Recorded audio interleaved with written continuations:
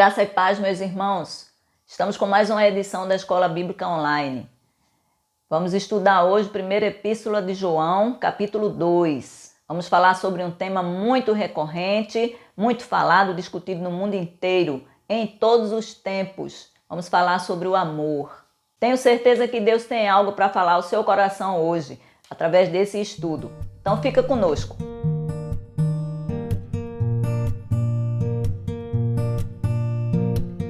Vamos começar lendo o versículo 6 desse capítulo.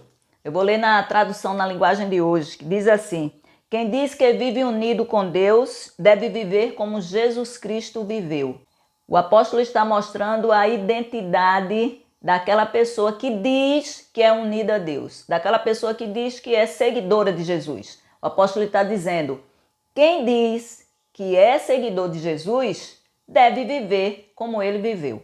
Esse mesmo apóstolo João, escrevendo nos evangelhos, no evangelho de João, capítulo 13, versículo 34, eu vou ler aqui também, diz o seguinte, são as palavras de Jesus, ele narra as palavras de Jesus.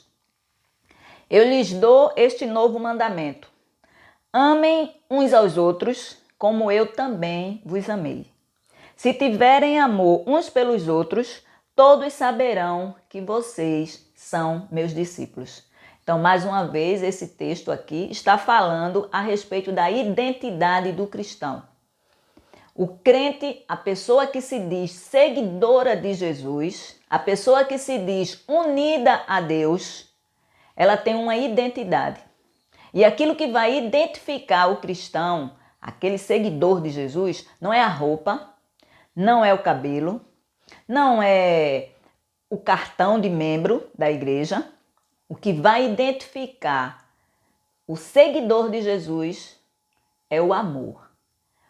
E Jesus aqui nesse versículo está dizendo qual é o modelo de amor que identifica.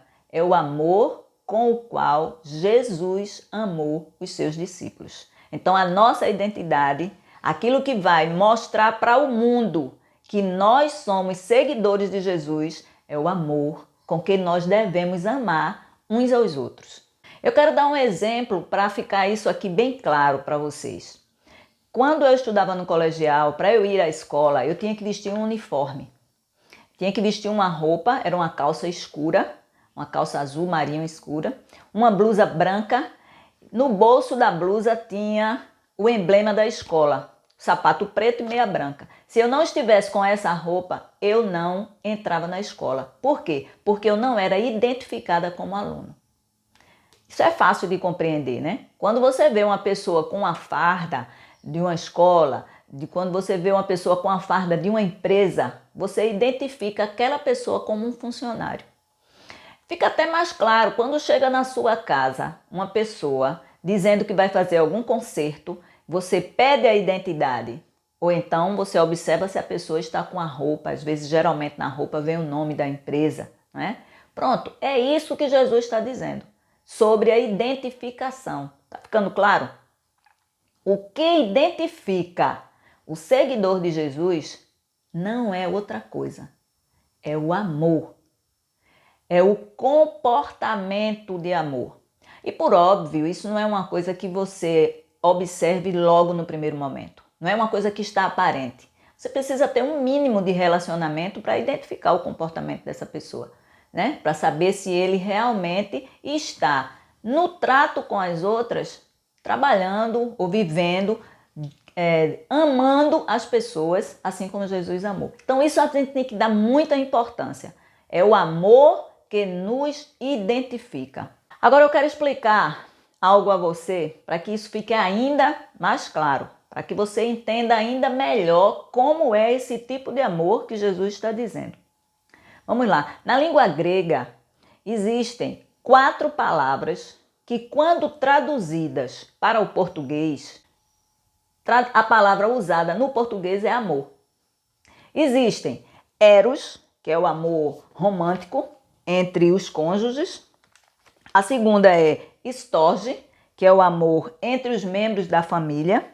A terceira é filia, que refere-se ao amor, à afeição entre os amigos.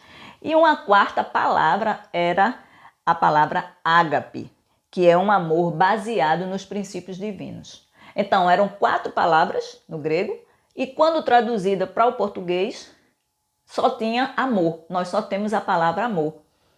Daí a ideia, o pensamento de que existem 4 tipos de amores, né? Por conta disso, porque nós só temos uma palavra para traduzir 4. E aí então colocamos 4 tipos de amor, como esse que nós definimos aqui. No Novo Testamento, que foi escrito na língua grega, o que acontece? Nenhuma vez aparece a palavra eros, que é o amor romântico. Por óbvio, isso não quer dizer que Jesus desaprova o amor romântico, né? E nem desaprova os outros amores. Isso significa que cada amor tem o seu propósito. E naquele momento, era preciso destacar o amor divino, que é exatamente ágape. Então a palavra ágape, ela aparece no Novo Testamento pelo menos 250 vezes. Quando se refere ao amor, a palavra que é usada é ágape. E nesse versículo que nós citamos aqui, do livro do Evangelho de João, a palavra que está ali traduzida por amar, vos ameis uns aos outros, é exatamente a palavra ágape, que significa o amor baseado em princípios divinos. E ainda que não tivesse, porque Jesus ele fala, vocês devem amar como eu vos amei. Então ele já está exemplificando, ainda que não fosse a palavra ágape que estivesse ali, o simples fato de Jesus dizer amor, amai como eu vos amei, já dizia tudo. Já o próprio Jesus, ele demonstra, ele faz prova, ele diz como é, a sua vida diz como é o amor com quem nós devemos amar uns aos outros. Eu quero aprofundar um pouco a definição de ágape. Trata-se de um amor baseado essencialmente ou primordialmente em princípios e não em sentimentos, como era o amor conhecido, eros, como era o amor filia e como o storge. Então esse amor ele é baseado em princípios, onde se prima pela mente, pelo entendimento e não pelas emoções. Em outras palavras, o que acontece? A base do amor ágape não são os sentimentos. A base do amor ágape são os princípios ditados por Jesus, que têm em vista o que é correto e o que é bom. Sendo assim, eu ajo em benefício do outro, eu faço o bem ao outro, não porque eu estou sentindo uma emoção, não porque eu estou com um sentimento de afeição ou de atração pelo outro, mas porque é bom e é correto.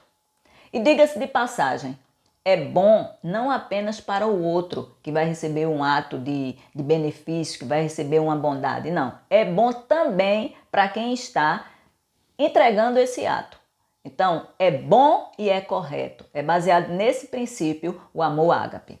Se observarmos nos registros dos evangelhos, veremos que o amor que Jesus dispunha aos seus discípulos não era um amor baseado em sentimentos. Por quê? Porque os sentimentos, eles são voláteis, eles são passageiros, eles mudam a depender da estação, na verdade, a depender das circunstâncias, não é? Você já viu aquela barata, um inseto de plástico, que eles são bem parecidos com insetos de verdade? Se uma pessoa pegar um inseto daquele de plástico e jogar sobre você, e se você tiver medo de inseto, sabe o que vai acontecer? Você vai tomar um susto, você vai se assustar, você vai ficar com medo. Mas quando você descobre que aquele inseto não passa de um objeto de plástico, o seu sentimento de medo vai passar. E vai passar assim quase que instantaneamente. Por quê? Porque o sentimento ele é algo volátil, ele é algo que depende das circunstâncias. Ele muda a depender com as circunstâncias. O que isso tem a ver com esse amor baseado em sentimentos? Significa que quando eu amo uma pessoa baseada, que a minha relação, esse sentimento, aliás, esse amor é baseado no sentimento, o que acontece? Se o sentimento muda, eu também vou mudar com relação àquela pessoa. Então, digamos, se a pessoa tem te trata bem, se a pessoa tem uma coisa que te agrada, fala coisas agradáveis, você sente coisas agradáveis com relação àquela pessoa. Mas, no dia que aquela pessoa fizer alguma coisa que te desagrada, o teu sentimento para com aquela pessoa pode ser de repulsa. E se o seu amor for baseado nesse sentimento, o que vai acontecer? Você não vai querer mais ficar perto da pessoa. Você não vai querer mais nem se relacionar com a pessoa. Essa é a razão pela qual muitos relacionamentos se acabam. E esses relacionamentos não somente entre casais, não. O relacionamento entre amigos, entre irmãos, entre pessoas da mesma família. Por quê? Porque eles estão baseados em sentimentos. Aquilo que eu sinto é o que eu vou fazer. O meu sentimento, se a pessoa faz algo que me causa tristeza ou dor, o que é que eu faço? Eu evito aquele relacionamento e muitas vezes eu não vou fazer nada de benefício para aquela pessoa. É assim que são os amores humanos, digamos assim. E esse amor baseado em sentimentos, ele é muito fácil de se desenvolver. Nós conseguimos produzir esse amor. Mas acontece que o uniforme que Jesus quer que nós vistamos é outro. E aí vocês entenderam muito bem. O amor que Jesus quer que nos relacionemos uns com os outros é o amor com o qual ele nos amou. E aí a gente pode ver que o amor de Jesus para com os seus discípulos foi bem diferente. Vejam bem, Jesus Cristo, quando foi começar o seu ministério, ele escolheu 12 discípulos, 12 homens que estariam juntos com ele. Ele sabia que um iria traí-lo. Certamente a gente não tem ideia se isso foi logo no início do ministério, se ele já sabia quem era, ou se com o passar do tempo ele foi identificando qual seria daqueles que iria traí-lo. O fato é que um daqueles discípulos, e nós conhecemos muito bem o nome, Judas, traiu Jesus. Nos textos todos do Evangelho não há nenhuma referência de que Jesus tratava Judas de modo diferente. E a gente pode ver isso muito bem. No dia que Judas foi encontrar com Jesus para identificá-lo como Jesus, que era o Messias que estava sendo procurado, foi que Judas fez. Judas deu um beijo em Jesus. Jesus já sabia que era Judas. Inclusive, Jesus já tinha falado para os discípulos quem era que iria traí-lo, porque nesse momento ele já sabia. Qual foi a resposta de Jesus para com Judas? Jesus chamou Judas de amigo. Amigo, a que vieste? Ora, se Jesus nos seus ensinamentos estava dizendo que nós devemos orar, bendizer os nossos inimigos, aqueles que consideramos inimigos, e naquele momento, é óbvio, naquele momento Judas poderia ser considerado um inimigo, mas Jesus o chamou de amigo. Então, por aí você vê como era o amor que Jesus tinha pelos seus discípulos, que não interessava quem era a pessoa, o que a pessoa estava fazendo com ele. O amor dele era um amor diferente daqueles com o qual aqueles discípulos estavam acostumados. Não era um amor baseado em sentimentos, era um amor baseado em princípios. Jesus sabia o que era certo, o que era correto a ser feito e o que era bom, não apenas para Judas, mas para ele também. O apóstolo Paulo, ele escrevendo a primeira carta aos Coríntios, ele vai falar sobre as características desse amor. Esse amor com que Jesus nos amou, né? Esse amor com que Jesus amou os discípulos e com o qual ele quer que nós nos amemos. Vamos ler nessa primeira carta de Paulo aos Coríntios, no capítulo 13. Eu vou ler na tradução na linguagem de hoje, os versículos 4 a 7. Eu vou ler nessa tradução porque fica mais pessoal, a gente passa até a entender melhor. Diz o seguinte: quem ama é paciente e bondoso. Quem ama não é ciumento, nem orgulhoso, nem vaidoso. Quem ama não é grosseiro, nem egoísta. Não fica irritado, não guarda mágoas. Quem ama não fica alegre quando alguém faz uma coisa errada, mas se alegra quando alguém faz o que é certo. Quem ama nunca desiste, porém suporta tudo com fé, esperança e paciência. Vamos parar um pouco para meditar um pouquinho sobre algumas dessas características que Paulo apresenta aqui. Eu quero começar com essa característica da paciência. Ele diz: quem ama é paciente. Eu vou trazer para vocês uma definição de paciência que eu encontrei, que eu gostei muito. Diz o seguinte: paciência é a virtude do ser humano baseada no autocontrole emocional, ou seja, quando o indivíduo suporta situações desagradáveis, injúrias e o incômodo de terceiros sem perder a calma e a concentração. Paciência é principalmente baseada na tolerância com os erros alheios ou diante de situações e fatos indesejados. Você já foi a um consultório médico e precisou esperar pelo médico por umas 3 horas? Se você ficou firme no seu intento, tranquilo, sem se irritar, você demonstrou ter paciência, porque paciência é tudo isso aqui. E nós podemos ver essa característica muito explícita na vida de Jesus. Deixa eu mostrar para vocês como foi o insulto que ele viveu, que ele vivenciou nos seus últimos dias de vida. Isso fora os demais, viu? que temos. Lá em Mateus, no capítulo 27, verso 30, diz o seguinte: antes disso, levaram Jesus para o pátio do quartel e reuniram toda a guarnição. Tirando-lhe a roupa, vestiram-no com um manto vermelho escuro. Fizeram uma coroa de espinho, puseram-lhe na cabeça, meteram-lhe uma vara na mão direita, como se fosse o bastão de um rei, e, ajoelhando-se diante dele, faziam troça, gritando: viva o rei dos judeus! Cuspiram-lhe no rosto, tirando-lhe a vara da mão, batiam-lhe com ela na cabeça. Depois de toda esta comédia, tiraram-lhe o manto, vestiram-no com as suas próprias roupas e levaram-no para fora para ser crucificado. Isso aqui foi o máximo que Jesus viveu de insulto naquele momento. Mas se você for olhar os registros dos evangelhos, Jesus foi chamado de filho de Beelzebu, Jesus foi chamado de endemoniado, de que fazia as curas por conta de demônios, Jesus foi chamado de que tinha demônio dentro dele. Então Jesus foi muito insultado, mas em nenhum momento nós podemos ver a resposta de Jesus a esses insultos, mostrando uma impaciência.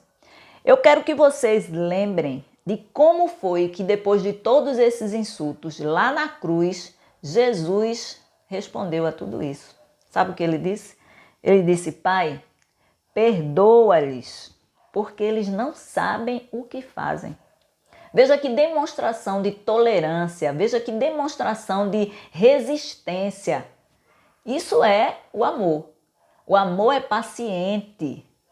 Não porque o outro deixa de fazer alguma coisa com você, mas porque você resiste. Isso é a paciência do amor. Agora a gente pode pensar também sobre isso que Paulo fala: o amor é bondoso. O amor tem atos de bondade. Se nós fôssemos enumerar tudo o que Jesus fez de bondade para as pessoas, diz o apóstolo João que não teria livro que coubesse, porque tudo o que Jesus fez foi o bem.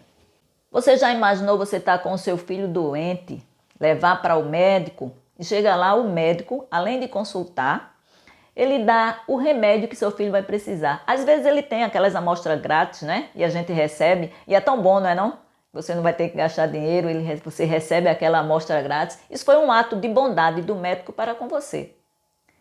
Você tem ideia de quantas vezes Jesus curou as pessoas? Ele não fez só o remédio, ele curou as pessoas. Sabe os leprosos, que eram pessoas rejeitadas, pessoas que não podiam nem ser tocadas? Jesus tocou e curou. Isso é ato de bondade, será? Tudo que Jesus fez foi ato de bondade. Eu não preciso enumerar para você o que você pode fazer que é um ato de bondade para as pessoas. Você sabe. Às vezes uma simples palavra, às vezes um ouvir, às vezes uma palavra, ou uma necessidade que a pessoa esteja passando. O amor, ele é bondoso, ele tem atos de bondade para com aquela pessoa, para com o objeto do seu amor. E Jesus demonstrou isso muito e de diversas maneiras. O amor não é orgulhoso. Todo mundo lembra do que foi que Jesus fez para mostrar aos discípulos como nós devemos tratar o outro. Veja, eu vou ler lá em João, no capítulo 13. O evangelho diz o seguinte: depois de lhes ter lavado os pés, tomou as vestes e, voltando à mesa, perguntou-lhes: compreendeis o que vos fiz? Vós me chamais o Mestre e o Senhor, e dizeis bem, porque eu o sou. Ora, se eu, sendo o Senhor e o Mestre, vos lavei os pés, também vós deveis lavar os pés uns dos outros. Porque eu vos dei o exemplo, para que, como eu fiz, façais vós também. Em verdade vos digo que o servo não é maior do que o seu senhor, nem o enviado maior que aquele que o enviou. Jesus, ao lavar os pés dos discípulos, ele estava dando uma enorme demonstração de humildade. Você já imaginou? Jesus desceu do céu, da sua grandiosidade, e veio aqui viver entre nós e lavou os pés dos discípulos. Isso é o amor, ele não é orgulhoso, ele é humilde. Às vezes as pessoas, por orgulho, não querem fazer o bem à outra, porque aquela pessoa fez alguma coisa a você. Jesus está dizendo, o amor com que eu amei vocês, o amor que vai identificar vocês como meus seguidores, é o amor que não é orgulhoso, é o amor que é humilde. Paulo diz ainda que o amor não fica irritado. Isso é uma consequência daquela primeira característica, da paciência. O amor, ele não se irrita facilmente. Ou seja, quem ama, a pessoa que ama, não se irrita facilmente. Não se exalta. Por quê? Porque ela é paciente, ela tem resistência. O seu emocional consegue resistir aos insultos. Por isso que o amor não fica irritado. E também o amor não guarda mágoa. Lembra de Pedro? Pedro negou Jesus 3 vezes. Jesus tinha avisado. Mas quando Jesus voltou, quando Jesus ressuscitou, Jesus não foi cobrar de Pedro. Pedro, você me negou. Não. E nem aos discípulos, porque todos os discípulos, naquele momento em que Jesus foi preso, todos os discípulos abandonaram. Mas Jesus não guardou mágoa de nenhum deles. Ao contrário, Jesus voltou-se e pediu para que eles continuassem aquela pregação, inclusive isso, difundindo aquele amor que ele tinha ensinado. Então, o amor, a pessoa que ama, não guarda mágoa. E é bom lembrar que guarda mágoa, deixar de perdoar o outro, é algo que faz mal para quem guarda. Então, veja, mais uma vez a gente vê que o amor ágape, que o amor divino, é aquele amor baseado em princípios do que é certo e do que é bom. Porque amar o outro, perdoar o outro, é algo que é bom para você. Então, o amor ágape, o amor divino, esse amor com que Jesus disse que nós devemos amar uns aos outros, ele é baseado em princípios. Quando nós olhamos para todas essas características, né? Cada vez que a gente olha, que a gente lê lá, 1 Coríntios capítulo 13, muitas vezes a gente olha só como se fosse uma poesia bonita, mas inalcançável de praticar. Eu tenho certeza que já passou na sua mente, isso aí é uma utopia, isso aí não existe, isso aí só Jesus que foi assim, a gente não consegue. E por causa disso, muita gente nem tenta, nem faz esforço. Com relação a isso, eu quero dizer para você, Jesus não nos daria uma tarefa que ele soubesse era impossível de concluir. Então, se Jesus disse que nós devemos amar uns aos outros como ele amou os seus discípulos e como ele nos ama, é porque isso é possível. Mas a gente tem que começar a acreditar que isso é possível. Porque se você ficar já dizendo que não é possível, que ninguém consegue, você não vai nem se esforçar para conseguir. Mas eu quero que você olhe para esses versículos, para essas características hoje, de forma diferente. você não vai olhar para isso como sendo algo impossível. E neste momento, eu não quero que você pense nesses versículos, nessas características do amor que nós já conversamos até aqui, como algo que você tem obrigação de fazer. É óbvio que você tem, né? Mas eu não quero que você pense nisso agora, nesse momento. Nesse momento eu quero que você pense o seguinte. Jesus Cristo disse: com o amor com que eu vos amei, eu quero que vocês amem. Nós já sabemos que a palavra ágape se refere ao amor divino. Então nós não temos dúvida de que esse amor que está sendo tratado aqui é o amor de Deus. Mas você já parou para pensar que esse é o amor que Deus tem por você? Quando João vai falar mais na frente ainda em outros versículos sobre o amor, ele vai dizer que Deus é amor. Ou seja, Deus ama. E Deus ama quem? Ama a nós.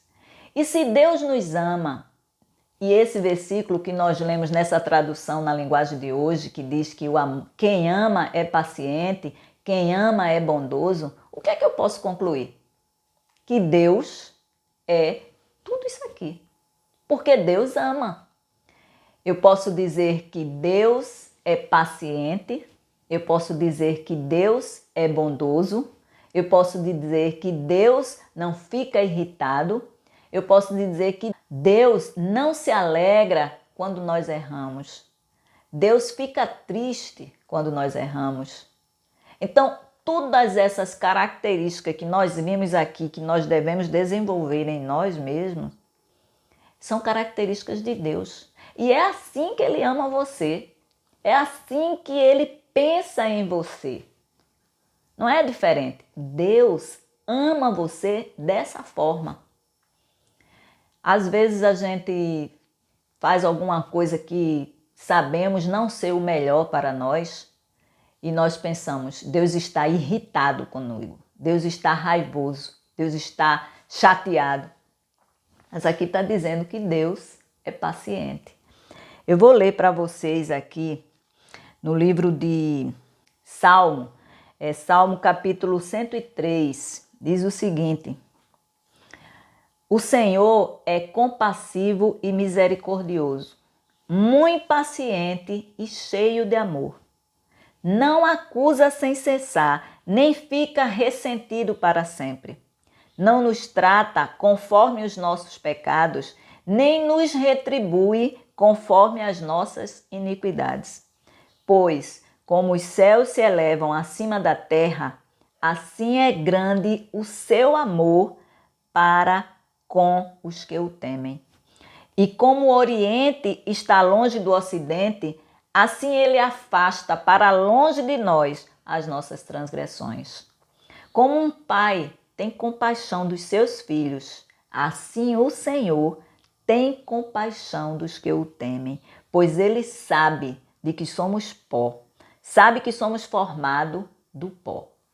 Acredite no amor de Deus por você. Abrace, receba esse amor de Deus por você, porque é assim que Ele lhe ama. É assim que Ele pensa em você. No livro de Jeremias, no capítulo 29, ele diz o seguinte: eu bem sei os pensamentos que tenho de vós, pensamentos de paz, para te dar aquilo que você deseja. É o amor de Deus estendendo até você. Acredite e receba esse amor. Você é amado por Deus, não porque você é bonzinho, não porque você dá o dízimo, não porque você dá esmolas, não porque você pratica o amor, inclusive. Você é amado por Deus porque Ele é amor. E nada vai fazer com que Ele deixe de amar você. Nada.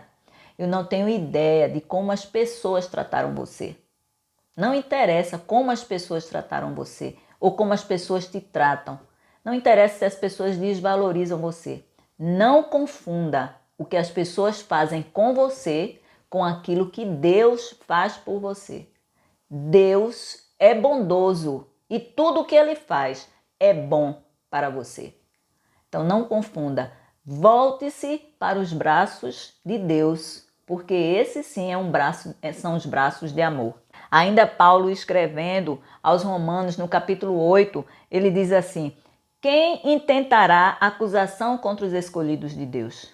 É Deus quem os justifica. Quem é que condena? Não importa o que você fez, meu irmão. Não importa. Quem é que pode condenar você? Se é o próprio Deus quem te justifica através de Jesus Cristo. Pois é Cristo quem morreu, ou antes quem ressuscitou dentre os mortos, o qual está à direita de Deus e também intercede por nós. Jesus Cristo está intercedendo por nós sempre. Quem nos separará do amor de Cristo? A tribulação, a angústia, a perseguição, a fome, a nudez, o perigo ou a espada?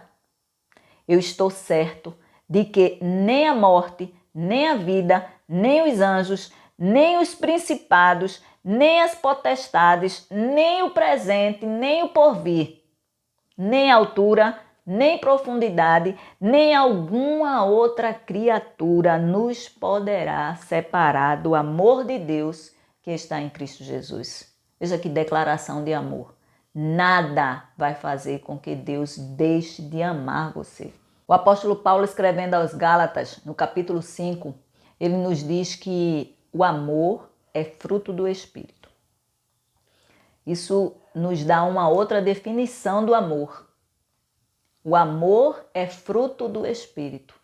Se você pensar em amor como fruto, você vai saber que é algo que deve ser produzido. O fruto, ele é dado nos galhos. Jesus Cristo disse que nós somos os galhos de uma videira, não é? E nós precisamos receber a seiva da videira, porque sem isso nada poderemos fazer. Inclusive, não poderemos produzir o amor como fruto do Espírito. Nós precisamos receber a seiva da videira. Nós precisamos receber o amor de Deus. Nós precisamos acreditar no amor de Deus para conosco. Porque quando eu acredito nesse amor, com todas essas características, quando eu creio que eu sou amado ou amada dessa forma como está descrito aqui nos evangelhos, quando eu creio nisso, o Espírito Santo vai produzir em mim essa capacidade de amar.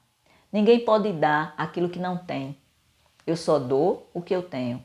Então eu só produzo amor à medida que eu recebo o amor de Deus. E para eu receber, eu tenho que acreditar.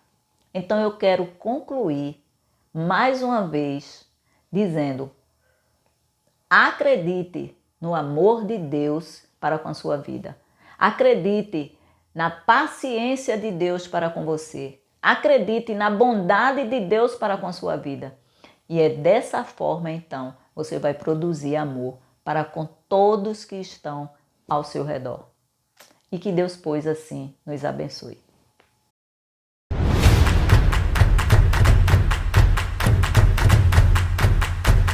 Vou esperar do Senhor. Você conhece de Deus? Me mostra. Hoje eu quero. Vou deixar. Vamos usar o nosso corpo para o louvor. De crescimento. Sensibilidade ao toque do Espírito Santo. Estamos falando. Ele comandando a Zona Sul do Rio de Janeiro com mais de 100 para a religiosidade.